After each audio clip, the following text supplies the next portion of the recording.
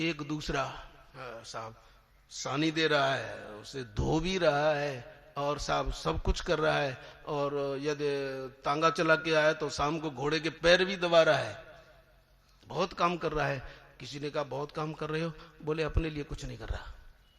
बोले तो तू सब कुछ करते हुए भी कुछ नहीं कर रहा। तो करना और न करना ऊपर से कुछ मालूम नहीं पड़ता। आप दिनों रात काम कर दो, लेकिन तेरा तुझको अर्पण क्या लागे मेरा, तो रात दिन प्रपंच में लगे रहोगे, लेकिन परमात्मा को समर्पित करोगे तो वो आपका कर्म कर्म नहीं होगा, और निठल्ले बैठे रहोगे और वैसे ही चिंतन करते रहोगे तो गए काम से।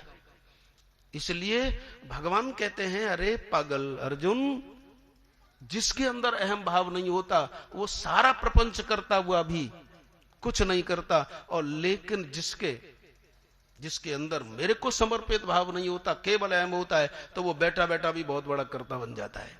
इसलिए कर्तृत्व की पहचान ऊपर से नहीं, ये भाव के ऊपर है। तो जनक जी राजा हैं, अश्वपति महाराज चक्रवर्ती सम्राट हैं, लेकिन संत उनसे पढ़ने के लिए जाते हैं। हा? कहने का तात्पर्य यह है कि यस्य नाहं कृतो भावो, कर्म शब्द पर ध्यान दो। कर्म, ये ऊपर वाला ये कर, ये जो राह ना का के बाद वो ऊपर पहुंच गया साहब, कर्म, तो उसका संक्षिप्त में कर्म हो गया। अब इसका कर्म, कर्म का अर्थ होता है कर मत कर। देख लो साहब, कर्म मत कर। क्यों? बोले क्यों ना? अब इसका आपको ऋग्वेद उठाना पड़ेगा। अधिकांश है हम काम हाथों से ही तो करते हैं।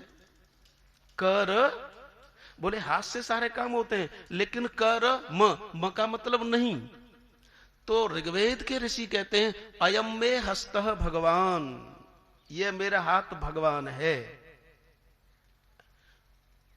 मतलब जब सीधे हाथ पर हाथ रखा तो कहा अयम में हस्तः भगवान, ये मेरा जो हाथ है ये भगवान है। फिर सीधे हाथ ने बाएं हाथ पर हाथ रखा, अयम में हस्तः भगवत्तरः। जब बाएं हाथ ने दाएं हाथ पर हाथ रखा तो कहने वाला कहता है कि यह मेरा हाथ भगवान है, यानी सीधे हाथ को क्या कहा? भगवान है। लेकिन जब सीधे हाथ ने बाएं हाथ पर हाथ रखा तो बोला कि अयम में हस्त भगवत्तरः, ये मेरा हाथ भगवान से भी बड़ा है। यानी भगवत्तरः, एक तो भगवान, एक भगवत्तरः, एक पुरुष तरह, एक पुरुषोत्तम। तो अयम में हस्त भगवत्तर, दायां हाथ तो है भगवान और बायां हाथ है भगवान से भी अच्छा। पता नहीं ये ऋषि लोग कैसे कैसे करते हैं साहब, बुद्धि बड़ी तिलमिला जाती है। सीधे हाथ को तो कह दिया कि ये भगवान है, और बाएं हाथ को कह दिया कि ये सीधे से ज्यादा अच्छा है। और काम ज्यादा किससे होते हैं, और ज्यादा अच्छा किसको बताया? छोटे को। और जो बायां हाथ है ना उसे बाम बोलते हैं ना, और बाम का अर्थ होता है सुंदर। लो साहब, दायां हाथ तो सुंदर है नहीं, बायां हाथ सुंदर है। ये किसकी भाषा है? ये हमारे वेद मंत्रों की भाषा है। मानो कह रहे हैं कि जो दाएं हाथ, ज्यादा जो काम होता है वो दाएं से होता है। अच्छा, किसी का दाएं हाथ कट जाए तो बोले अरे बायां कट जाता तो ठीक रहता, कम से कम काम तो करता। लेकिन ऋग्वेद के ऋषि से पूछो, ऋग्वेद का ऋषि कहता है अरे तेरा दायां हाथ बच रहता तो ज्यादा काम करता, अब बायां हाथ कटा है, दायां हाथ कटा है, तो ऐसा सोच कि अब ज्यादा करने से छुट्टी ले ले। और सीधी सीधी बात आपको समझाएं तो हमारे शास्त्रों में दाएं हाथ को कर्म कहा है और बाएं हाथ को भक्ति कहा है। बाएं हाथ को क्या कहा है? भक्ति। क्योंकि अधिकांश का काम दाएं हाथ से होते हैं, बाएं से नहीं होते, इसलिए बाम को बामा भी बोलते हैं। और आपने कभी ध्यान दिया होगा, राम जी जब बैठे हैं तो उनके बाईं तरफ कौन है? जानकी जी, सीता माता। और दाईं तरफ कौन है? लक्ष्मण। राम बाम दिस जानकी, लखन दाहिनी ओर, ध्यान सकल कल्याण में तुलसी सुर तरु तोर।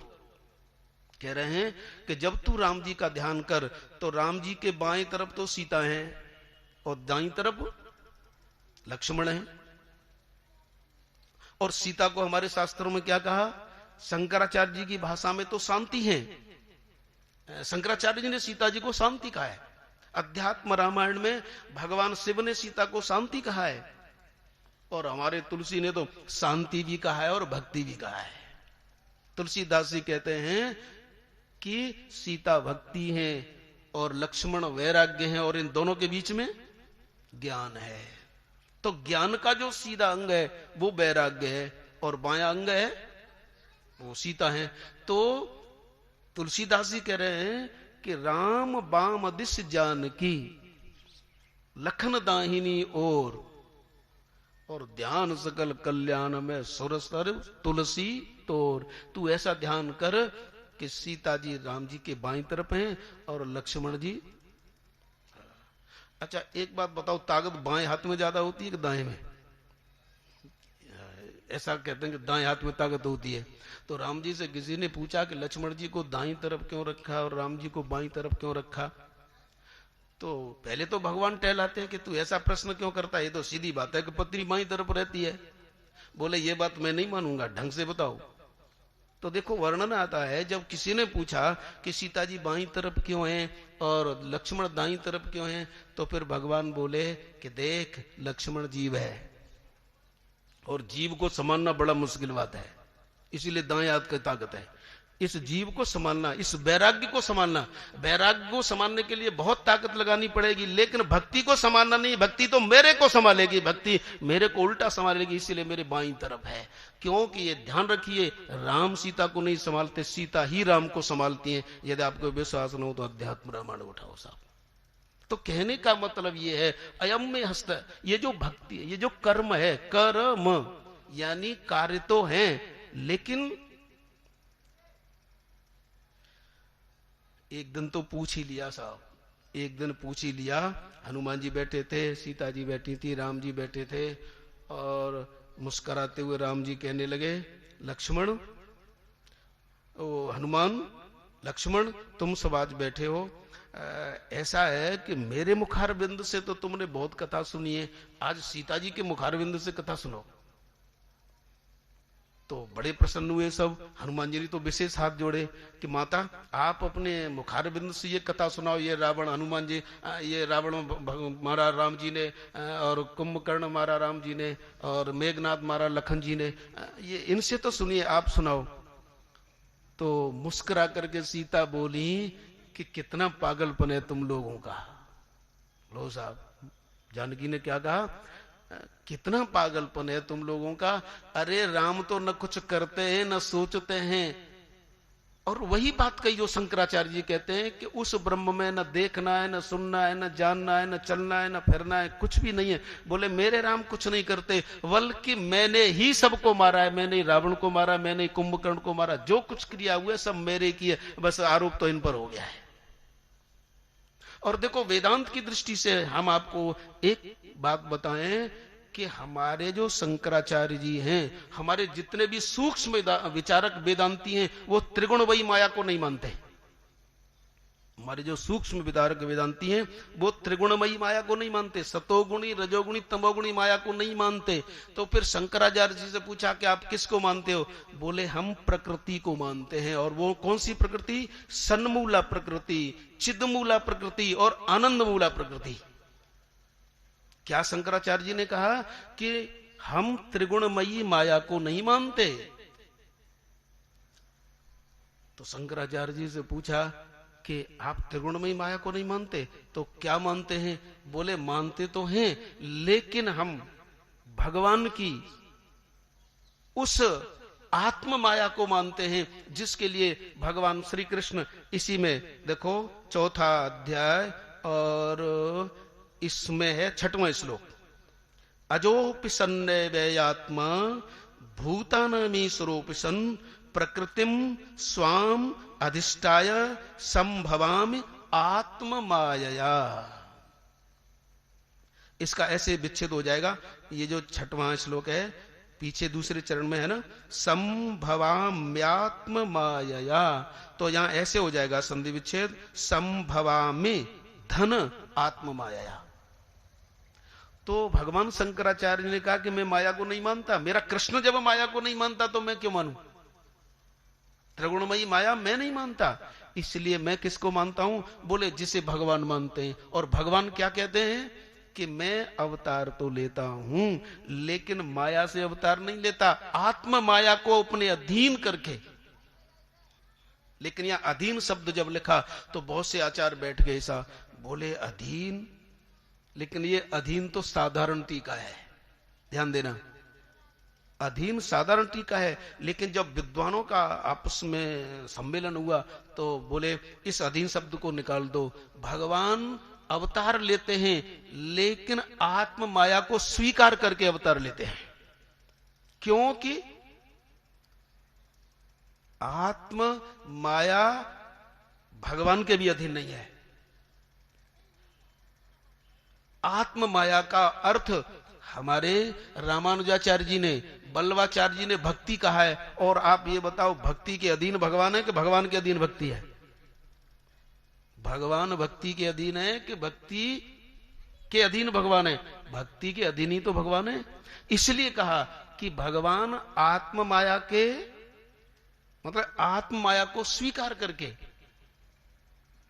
संभवा में अच्छी तरह प्रकट होते हैं। तो वहीं आ जाओ लौट फिर करके कि ये जो प्रकृति है भगवान की, वो तीन प्रकार की जो प्रकृति है, सन्मूला प्रकृति, चिन्मूला प्रकृति और आनंद मूला प्रकृति, इन तीनों को स्वीकार करके, जैसे कि सीता जी ने उपदेश दिया कि राम न कुछ करते हैं, न चलते हैं, न उठते हैं, न बैठते हैं, क्योंकि राम ब्रह्म परमार्थ रूपा है ना। त्यागी जी ऐसे है ना, कभी कभी गड़बड़ हो जाऊं तो बता दिया करना, राम ब्रह्म परमार्थ रूपा। आपको रामायण बहुत याद है, इसलिए मैं कभी कभी भूल जाऊं तो पूछ लिया करूंगा, कोई बात नहीं। तो राम ब्रह्म परमार्थ रूपा, तो राम जब ब्रह्म है, और एक बात मैं आपको सार बताऊं कि तुलसी की दृष्टि में राम ब्रह्म के अवतार हैं, वाल्मीकि जी की दृष्टि में राम विष्णु के अवतार हैं, और शंकराचार्य और तुलसी इनकी दृष्टि में राम ब्रह्म के अवतार हैं। तुलसी, शंकराचार्य, इनकी दृष्टि में राम ब्रह्म के अवतार हैं, राम ब्रह्म परमार्थ रूपा। और विष्णु, वाल्मीकि जी की दृष्टि में राम विष्णु के अवतार हैं, और अन्य अन्य जो रामायण है, अध्यात्म रामायण आदि आदि जो भी हैं, उनकी दृष्टि में राम ईश्वर के अवतार हैं। तो कोई तो राम को ईश्वर का अवतार मानता है, कोई राम जी को विष्णु का अवतार मानता है, लेकिन तुलसी और शंकराचार्य राम को ब्रह्म का अवतार मानते हैं। तो आगे फिर चला के क्या, ब्रह्म अलग है, ईश्वर अलग है और ये विष्णु अलग है। तुलसी से पूछा कि आपके राम ब्रह्म है? बोले हाँ, राम ब्रह्म परमार्थ रूपा। बोले ऐसा क्यों है? तो तुलसी ने कहा, मैं तुलसी का उदाहरण इसीलिए दे रहा हूं कि रामायण आपने ज्यादा पढ़ी है ना। तो तुलसी ने कहा कि मैं इसलिए कह रहा हूं क्योंकि हमारे यहां एक मौलिक अवतार होता है, एक गुणावतार होता है, एक सहज अवतार होता है। मौलिक अवतार होता है जैसे कि विराट, हिरण्यगर्भ, ये मौलिक अवतार है। और ब्रह्मा, विष्णु, महेश ये गुणावतार हैं। इसलिए तुलसीदास जी कहते हैं कि मैं जो बता रहा हूं तुम्हें, यह मत सोचना कि मैं अपना बता रहा हूं, बल्कि नाना पुराण निगमागम सम्मतम यत् रामायणे निगदितम क्वचिदन्य तोपि, रामायण में जो कुछ मेरे द्वारा लिखा जा रहा है वो सब मेरे ऋषि मुनियों का सबका इकट्ठा किया हुआ शहद है, वो मैं आपको परोस रहा हूं।